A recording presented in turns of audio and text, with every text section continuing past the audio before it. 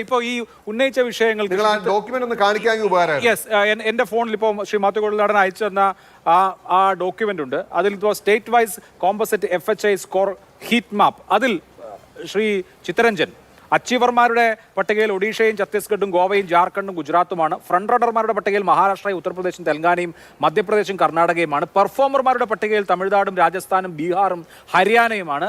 ആ ലിസ്റ്റിലൊന്നും കേരളമില്ല. ആസ്പിറേഷണൽ സംസ്ഥാനങ്ങളുടെ പട്ടികയിലാണ് കേരളം ഉള്ളത്. അത് തന്നെ 15ാമത്തെ റാങ്കിൽ. കേരളത്തിന് പുറകിൽ ബംഗാളും ആന്ധ്രയും പഞ്ചാബും മാത്രമേ ഉള്ളൂ. ഈ നേരത്തെ പറഞ്ഞതുപോലെ ഈ നീതി ആയോഗിൻ്റെ ഫിസിക്കൽ ഹെൽത്ത് ഇൻഡെക്സ് റിപ്പോർട്ട് അനുസരിച്ച് നേരത്തെ പറഞ്ഞ ഒരൊറ്റ കാറ്റഗറിയിൽ ഒഴിച്ചു നിർത്തിയാൽ കേരളത്തിൻ്റെ പെർഫോമൻസ് ആശാവഹം എന്ന് പറഞ്ഞുകൂടാ. 15ാമത്തെ റാങ്കാണ് ഓവറോൾ. എക്സ്പെൻഡിച്ചറിൻ്റെ ക്വാളിറ്റിയുടെ കാര്യത്തിൽ കേരളം പിറകിലാണ്. അപ്പോൾ ഇതിപ്പോൾ നമുക്ക് കൺകെട്ട് നടത്തിയിട്ട് കാര്യമില്ലല്ലോ. ആ രേഖയിൽ ഇതുണ്ട് എന്ന് പറഞ്ഞിട്ട് കാര്യമില്ലല്ലോ. അതിനപ്പുറത്ത് നമ്മളുടെ ഫിസിക്കൽ ഹെൽത്ത് എന്താണ് എന്നുള്ളത് ജനങ്ങൾക്ക് മുമ്പിൽ തുറന്നു പറയുന്നതിന് നാണക്കേട് വിചാരിക്കേണ്ട കാര്യമുണ്ടോ? അല്ല, ഞങ്ങൾക്ക് എന്താ നാണക്കേട്? ഞങ്ങൾ ജനങ്ങളുടെ മുമ്പിൽ എല്ലാം പറഞ്ഞോട്ടല്ലേ പോണത്. ഞങ്ങൾ ഈ കേരളത്തിൽ എന്തിനു വേണ്ടി ചെലവഴിച്ചതൊക്കെ ചോദിച്ചിട്ടുണ്ടല്ലോ. ഞാൻ അതിൻ്റെ കണക്കൊക്കെ പറയാം. ഇവിടെ BJPയുടെ പ്രതിനിധി പറയുന്നത് കേട്ടു, കേരളം വലിയ കടത്തിൻ്റെ കുഴപ്പത്തിലാണ്. ഞാൻ ചോദിക്കട്ടെ, ഇന്ത്യ രാജ്യത്തിൻ്റെ കടം GDP എത്രയാണ്? 56.1% ഇന്ത്യയുടെ മൊത്തം പൊതുക്കടം. കേരളം 33% ഉള്ളത്. ഏതാ ഇന്ത്യയുടെ 56 ഉള്ളവരാണ് 33% ഉള്ളവരെ ഇവിടെ മുങ്ങിപ്പോയിരിക്കുന്നതെന്ന് പറയുന്നത്. പിന്നെ ഏതൊരു രാജ്യത്തെ സംബന്ധിച്ചിടത്തോളം അതിൻ്റെ സമ്പദ് വ്യവസ്ഥയിൽ ആരോഗ്യപരമായി വായ്പ എടുക്കും. വായ്പ എടുത്തേ മുന്നോട്ട് പോകാനൊക്കത്തുള്ളല്ലോ. അങ്ങനെ വായ്പ എടുത്ത് നമ്മൾ പ്രവർത്തിച്ചുകൊണ്ടിരിക്കുന്ന ഘട്ടത്തിലാണ് ഈ ബഡ്ജറ്റിന് പുറത്തു നിന്ന് നമ്മൾ ധനസമാഹരിച്ചാണല്ലോ പ്രവർത്തനം നടത്തിക്കൊണ്ടിരുന്നത്. ഇപ്പോൾ കിഫ്ബി, പെൻഷൻ കമ്പനി, അത് ഈ ഇനത്തിലെല്ലാം ഈ പബ്ലിക് അക്കൗണ്ട് ഇനത്തിനും എല്ലാമായി നമുക്ക് നഷ്ടപ്പെട്ടത് 60,355 കോടി രൂപയാണ് കേന്ദ്ര ഗവൺമെൻറ് നമുക്ക് കുറവ് ചെയ്തത്. അതുപോലെ തന്നെ ഡിവിസിബിൾ പൂളിൽ അത് 1.2 മാറ്റിയില്ലേ, 1.92% നമ്മൾ കുറച്ചു. അങ്ങനെ വന്നപ്പോൾ നമുക്ക് എത്ര തുകയാണ് നഷ്ടപ്പെട്ടത്? ഇതെല്ലാം കൂടെ ചേരുമ്പോൾ ഏതാണ്ട് 1 ലക്ഷം കോടിയോളം രൂപ കേരളത്തിന് നഷ്ടമായിരിക്കുന്നു എന്നറിയാത്ത ആളല്ല മാത്യു കുഴൽനാടൻ. പക്ഷേ ഒരു സംശയമുള്ളത് ഈ പറയുന്നതും കണക്കിലെ കളിയല്ലേ. ഇപ്പോൾ GST നഷ്ടപരിഹാരം അത് എത്രയോ വർഷം മുമ്പ് കഴിഞ്ഞതാണ്, അവസാനിച്ച ഒരു കാര്യമാണ്. അതുപോലെ തന്നെയാണ് റവന്യൂ ഡെഫിസിറ്റ് ഗ്രാന്റ്. മുമ്പ് കിട്ടി, ഇപ്പൊ കിട്ടുന്നില്ല. പണ്ട് കിട്ടിയതൊക്കെ ഇപ്പോൾ കിട്ടിയിരുന്നെങ്കിൽ ഇത്രയും നഷ്ടം ഉണ്ടായേനെ, അല്ലെങ്കിൽ ഇത്രയും പണം കൂടി കിട്ടിയേനെ എന്ന് പറയുന്നതിൽ എന്താ കഥ? അല്ല, നമ്മൾ അങ്ങനെയല്ലേ കണക്കുകൾ പറയേണ്ടത്. നമുക്ക് അഭിലാഷൻ ഇപ്പോ 25,000 രൂപ കഴിഞ്ഞ മാസം അത് ഈ മാസം 15,000 കുറച്ചപ്പോ അതിന്റെ അടിസ്ഥാനത്തിലുള്ള 10,000 വ്യത്യാസം വരികയല്ലേ? ജീവിതത്തിലാണെങ്കിലും മറ്റു കാര്യത്തിലാണെങ്കിലും അത് വരുമല്ലോ. ഇവിടെ സംഭവിച്ചിരിക്കുന്നത് അതാണോ നമ്മുടെ റവന്യൂ ജനറേഷൻ മാർഗങ്ങളില്ലാതെ ഈ പറയുന്ന നഷ്ടപരിഹാരത്തെയും ഗ്രാന്റിനെയും മാത്രം അല്ല, ഈ പറഞ്ഞ കാര്യങ്ങളെ മാത്രം, അവസാനിപ്പിച്ച കാര്യങ്ങളെ മാത്രം അടിസ്ഥാനപ്പെടുത്തിയല്ലോ നമ്മളൊരു പ്ലാനിങ് നടത്തുന്നത്. പറയൂ ശ്രീ മാത്യു പറയൂ. അല്ലല്ലോ, നമ്മുടെ തനത് വരുമാനം ചിത്തരഞ്ജന്റെ ഞാനൊന്ന് പറഞ്ഞോട്ടെ. ഞാനൊന്ന് പറഞ്ഞോട്ടെ, ഒന്ന് അക്കോമഡേറ്റ്. അതായത് ഞാൻ ചിത്തരഞ്ജന് എന്തെങ്കിലും കാര്യത്തിന് ഞാൻ കോമ്പൻസേറ്റ് ചെയ്യാൻ തീരുമാനിച്ചു. 1 ലക്ഷം രൂപ ഞാൻ ചിത്തരഞ്ജന് കോമ്പൻസേഷൻ കൊടുക്കണം. 1 ലക്ഷം രൂപ കോമ്പൻസേഷൻ കൊടുക്കണം. ഞാൻ ആദ്യത്തെ വർഷം 50,000 കൊടുത്തു. പിറ്റേ വർഷം ഞാൻ 30,000 കൊടുത്തു. മൂന്നാമത്തെ വർഷം ഞാൻ 10,000 കൊടുത്തു. നാലാമത്തെ വർഷം ഞാൻ 10,000 കൊടുത്തു. അപ്പോൾ അങ്ങനെ 1 ലക്ഷം രൂപ കഴിഞ്ഞ 4-5 വർഷമായിട്ട് ഞാൻ കൊടുത്തു. അപ്പോൾ ചിത്തരഞ്ജൻ പറയുകയാണ്, കിട്ടിക്കൊണ്ടിരുന്ന 50,000 30,000 ആക്കിയില്ലേ പിറ്റേ വർഷം? അതിൻ്റെ അടുത്ത വർഷം കിട്ടിക്കൊണ്ടിരുന്ന 30,000 വീണ്ടും 10,000 ആക്കിയില്ലേ?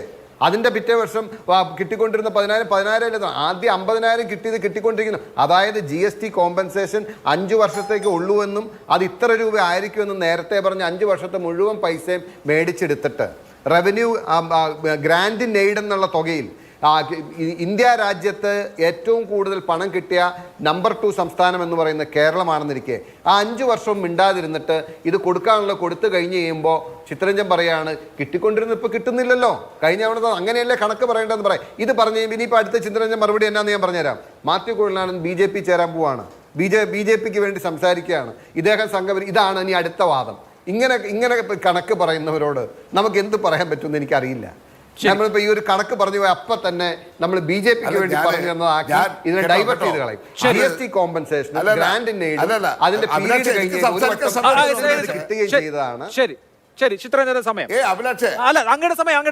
ഇത് എനിക്ക് സംസാരിക്കാൻ, അദ്ദേഹത്തിന് പിന്നെ പ്രസംഗിക്കാനാണെങ്കിൽ ഞാൻ സംസാരിക്കുന്നില്ല. ഇല്ല, അത് അങ്ങയുടെ സംസാരത്തിൽ അദ്ദേഹം ഇടപെട്ടതാണ്. മനസ്സിൽ തോന്നിയ കുറ്റബോധമാണ്. അല്ല, ഞാൻ പറയട്ടെ, ഞാൻ മനസ്സിൽ ധരിച്ചില്ല, പക്ഷെ അദ്ദേഹത്തിന്റെ മനസ്സിൽ തോന്നിയതാണ് ഞാൻ ഈ വാദിക്കുന്നത് BJPക്ക് വേണ്ടിയാണെന്നുള്ളത്. എനിക്ക് തോന്നിയതല്ല. അത് നമ്മുടെ ഓരോരുത്തരുടെ മനസ്സിൽ തന്നെ സ്വയം തോന്നും ചില കാര്യങ്ങൾ പറയുമ്പോൾ. അദ്ദേഹത്തിന് അറിയാം എന്താണ് കേന്ദ്രത്തിലെ ഗവൺമെന്റ് ചെയ്തുകൊണ്ടിരിക്കുന്നതെന്നുള്ളത്. പിന്നെ അദ്ദേഹം ഇവിടെ കുറച്ച് തദ്ദേശ സ്വയംഭരണ സ്ഥാപനങ്ങളുടെ കണക്ക് പറഞ്ഞു. ഞാൻ ചോദിക്കട്ടെ, അദ്ദേഹത്തിന്റെ ഗവൺമെന്റ് ഭരിക്കുമ്പോൾ ഈ സംസ്ഥാനത്ത് തദ്ദേശ സ്വയംഭരണ സ്ഥാപനങ്ങൾക്ക് എല്ലാം കൂടി 5 വർഷം കൊടുത്തത് 31,845 കോടി രൂപയാണ്. ഈ സർക്കാർ ഈ 4 വർഷക്കാലത്തിനുള്ളിൽ 4.5 വർഷത്തിനുള്ളിൽ 57,878 കോടി രൂപയാണ് കൊടുത്തത്. മറ്റ് നിഷേധിക്കാവോ? 57,878 കോടി രൂപ ഇവിടെ കൊടുത്തു. ഈ നടപ്പ് സാമ്പത്തിക വർഷത്തിൽ 10,182 കോടി രൂപയാണ് അനുവദിച്ചിരിക്കുന്നത്. ഞാനിത് എല്ലാ കണക്കും ഞാൻ എണ്ണി പറയുന്നില്ല, വസ്തുതാപരമായി കാര്യങ്ങൾ പറയണം. ഞാൻ ചോദിക്കട്ടെ, ഇവിടെ വികസനവും ഇവിടെ ക്ഷേമ പ്രവർത്തനവും ഒന്നും നടക്കാഞ്ഞിട്ടാണോ ഈ കേരളത്തിൽ ഈ ചെലവ് വന്നുകൊണ്ടിരിക്കുന്നത്? എത്രയാണ് നമ്മളിവിടെ ചെലവഴിച്ചുകൊണ്ടിരിക്കുന്നത്? ഈ സംസ്ഥാനത്ത് നിങ്ങളുടെ കാലത്ത് ചെലവഴിച്ചിരുന്ന തുക എത്രയാണ് ക്ഷേമ പെൻഷന് വേണ്ടി? ഈ ഗവൺമെൻറ് വന്നതിന് ശേഷം ക്ഷേമ പെൻഷന് വേണ്ടി ചെലവഴിക്കേണ്ടി വരുന്ന തുക എത്രയാണ്? അത് ക്ഷേമ പ്രവർത്തനത്തിന് വേണ്ടി ചെലവഴിക്കുന്നതല്ലേ? നിർമ്മാണ തൊഴിലാളി ക്ഷേമനിധിയിലെ കുടിശ്ശികയുണ്ട് എന്നുള്ളത് യാഥാർത്ഥ്യം. കഴിഞ്ഞ 1 വർഷമായി മാസത്തിൽ കൊടുക്കുന്നുണ്ട്. ആ പെൻഷൻ കൊടുക്കുന്നത് സംസ്ഥാന ഗവൺമെൻറ് അല്ലായിരുന്നു, ആ ക്ഷേമനിധി ബോർഡിൽ നിന്നാണ് കൊടുത്തുകൊണ്ടിരുന്നത്. എന്നാൽ ആ ക്ഷേമനിധി ബോർഡിന് സെസ് പിരിവിലടക്കം വന്നിട്ടുള്ള വീഴ്ച കൊണ്ട് അത് പിരിച്ചടക്കേണ്ടിയിരുന്ന തദ്ദേശ സ്വയംഭരണ സ്ഥാപനങ്ങളായിരുന്നെങ്കിലും ആദ്യഘട്ടം, പിന്നീട് റവന്യൂ സ്ഥാപനങ്ങളാണെങ്കിലും വേണ്ടതുപോലെ പിരിക്കാതെ വന്നപ്പോൾ അവിടെ കുടിശ്ശിക വന്നു. ആ കുടിശ്ശിക ഇനി തീർത്തു കൊടുക്കുന്നതിന് വേണ്ടി ഗവൺമെൻറ് തന്നെ പണം കണ്ടെത്തി അവരെ സഹായിക്കാനും അതോടൊപ്പം തന്നെ തദ്ദേശ സ്വയംഭരണ സ്ഥാപനങ്ങൾ മുഖാന്തരം ആ ക്ഷേമനിധിയിലേക്കുള്ള പണം വാങ്ങിയെടുക്കുന്നതിന് വേണ്ടിയുള്ള പരിശ്രമമാണ് നടന്നുകൊണ്ടിരിക്കുന്നത്. ക്ഷേമ പെൻഷൻ 1,600 രൂപ പ്രകാരമുള്ള പെൻഷൻ കുടിച്ചുകൊണ്ടോ? ഇവിടെ 33,000 കോടി രൂപയാണ് ഈ കേരളത്തിൽ വികസന പ്രവർത്തനങ്ങൾ കിഫ്ബി മുഖാന്തരം മാത്രം നടത്തിയിട്ടുള്ളത്. എന്തിനു വേണ്ടി പണം ചെലവഴിച്ചെന്ന് ചോദിച്ചല്ലോ. 20,000 കോടിയോളം രൂപയാണ് ഇവിടെ ആശുപത്രികൾ, ആരോഗ്യ മേഖലയ്ക്ക് വേണ്ടി മാത്രം ചെലവഴിച്ചത്. ഇവിടെ സ്കൂൾ കെട്ടിടങ്ങൾ വെക്കുന്നതിന് വേണ്ടി മാത്രം 5,500 കോടി രൂപയാണ് ചെലവഴിച്ചത്. ഓരോന്നോരോന്ന് എണ്ണി പറയാം.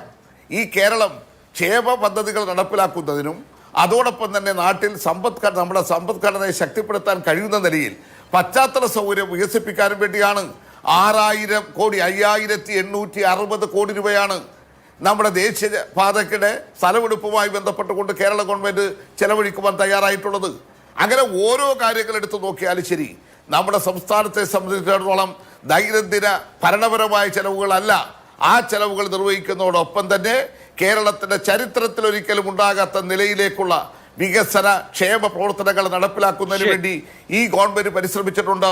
ആ പരിശ്രമത്തിന്റെ സാമ്പത്തികം ഒരു പ്രയാസം സൃഷ്ടിച്ചിട്ടുണ്ട്. ചില്ലറ കൊടുക്കാറുണ്ട്. അതെല്ലാം കൊടുത്തുകൊണ്ടല്ലേ മുന്നോട്ട് പോണത്. പക്ഷെ കേന്ദ്രം എന്തെല്ലാം തരാനുണ്ട്? നെല്ലിന്റെ കാര്യം ഇവിടെ പറഞ്ഞല്ലോ. 1,100 കോടി രൂപ കേന്ദ്രത്തിൽ നിന്ന് ഇപ്പോഴും കിട്ടാനില്ലേ? മാത്യുവിന് ഒരക്ഷരം അതിനെക്കുറിച്ച് വേണ്ടിയോ? നമ്മൾ കൊടുക്കാനുള്ള 50 കോടി ഉണ്ടായിരുന്നിട്ട് അതും കൂടെ കൊടുത്തില്ലേ? കേന്ദ്ര ഗവൺമെന്റ് തന്നിട്ടില്ലല്ലോ ഇതുവരെ. തരേണ്ടതല്ലേ? അതോടൊപ്പം തന്നെ NHM-വുമായി ബന്ധപ്പെട്ടുകൊണ്ടുള്ള പണം, നമ്മുടെ സർവശിക്ഷ അഭയനുമായി ബന്ധപ്പെട്ടുകൊണ്ടുള്ള പണം, ബ്രാൻഡിങ്ങിന്റെ പേര് പറഞ്ഞുകൊണ്ടാണ് തരാതിരിക്കുന്നത്. നമ്മൾ കൊടുക്കുകയല്ലേ? ഇതെല്ലാം സംസ്ഥാന ഗവൺമെന്റ് ചെയ്തുകൊണ്ടിരിക്കുന്നതല്ലേ? ആ ചെയ്തുകൊണ്ടിരിക്കുന്ന കാര്യങ്ങളെ എത്രത്തോളം നിങ്ങൾ മൂടിവെക്കാൻ ശ്രമിച്ചാലും ജനം ഇതുവല്ലതും അംഗീകരിക്കുമോ? ഇവിടെ വന്നിട്ട് കുറെ വാദങ്ങൾ ഉന്നയിച്ചുകൊണ്ട് മാത്രമുണ്ടോ? മനുഷ്യന്റെ പച്ചയായ ജീവിതമില്ലേ? ആ ജീവിതത്തിൽ എങ്ങനെയാണ് ഈ ഗവൺമെന്റ് ഇടപെടുന്നത്?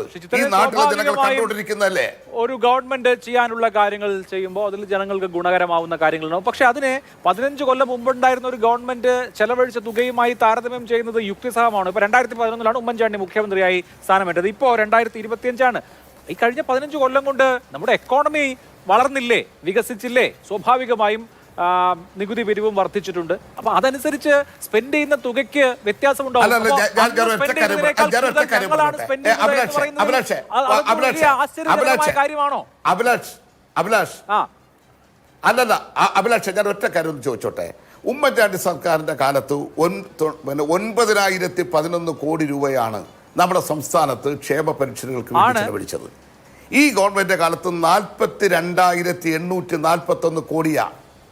എത്ര ഇരട്ടിയായി? 5 ഇരട്ടിയുടെ വർധന ഉണ്ടായില്ലേ? അതൊരു ചെറിയ കാര്യമാണോ അഭിലാഷ്? അതങ്ങനെ ചെറുതായിട്ട് കാണാൻ കഴിയുന്നതാണോ? അല്ല, അതിനെ ചെറുതായി കാണുന്നതല്ല. 9,000 എവിടെ കിടക്കുന്നു, 45,000 എവിടെ കിടക്കുന്നു? അതൊരു ക്രമാനുഗതമായ സ്വാഭാവിക വർധനയല്ലേ? KSRTCയുടെ കാര്യം എടുക്കൂ. ഇപ്പൊ 1,600 രൂപയായി ക്ഷേമ പെൻഷനുകൾ വർദ്ധിപ്പിച്ചു. ക്രമാനുഗതമായ വളർച്ചയല്ലല്ലോ. 1,600, 1,700 രൂപയായി ഒരാൾക്ക് കിട്ടുന്ന ക്ഷേമ പെൻഷന്റെ എണ്ണം, പണം വർദ്ധിച്ചു. അതുപോലെ തന്നെ ഗുണഭോക്താക്കളുടെ എണ്ണം കൂടുമ്പോൾ സ്വാഭാവികമായി സർക്കാർ സ്പെൻഡ് ചെയ്യുന്ന പണം കൂടും. അല്ലല്ല അഭിലാഷ്, അല്ലല്ല, ഈ സ്വാഭാവിക എന്നുള്ള വാക്ക് പറയാതെ 9,000 കൊടുത്തിരുന്ന സ്ഥലത്ത് 42,000 കോടി കൊടുക്കുമ്പോ 33,000 കോടിയുടെ വ്യത്യാസം വരുന്നില്ലേ? ഇങ്ങനെ ഓരോ മേഖല നിങ്ങളെടുത്ത് KSRTC ഉമ്മൻചാണ്ടി സാറിന്റെ കാലത്ത് 1,466 ഇന്ന് സമയം പറഞ്ഞല്ലോ 7,830 കോടി. ശരി, ഓക്കെ, മനസ്സിലായി. ഇവിടെ ജലജീവൻ മിഷൻ 6,080 കോടി. ശരി,